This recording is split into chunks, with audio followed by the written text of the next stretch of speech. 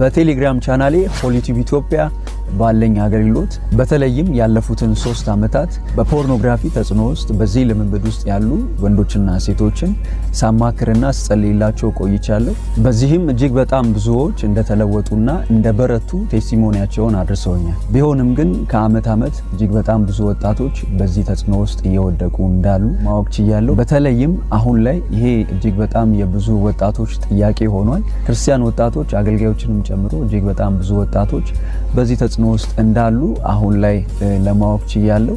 ከሚደርሱኝ የተለያዩ መልእክቶችና ጥያቄዎች የተነሳ ማለት ነው። ከዚህም የተነሳ ይህንን ትምህርት በዩቲዩብ ቻናሌ ለማስተማር ወስኛለሁ። ስለዚህ በዛሬው የመጀመሪያ ቪዲዮዬ በፖርኖግራፊ ልትያዙ የምትችሉባቸውን 4 ዋና ዋና መንገዶች በዚህ ቪዲዮ ወደ እናንተ አደርሳለሁ። ስለዚህ ቪዲዮውን በትኩረት እስከ መጨረሻ በመከታተል ከነኚህ 4 መንገዶች ራሳችሁን እንድትጠብቁ እላለሁ።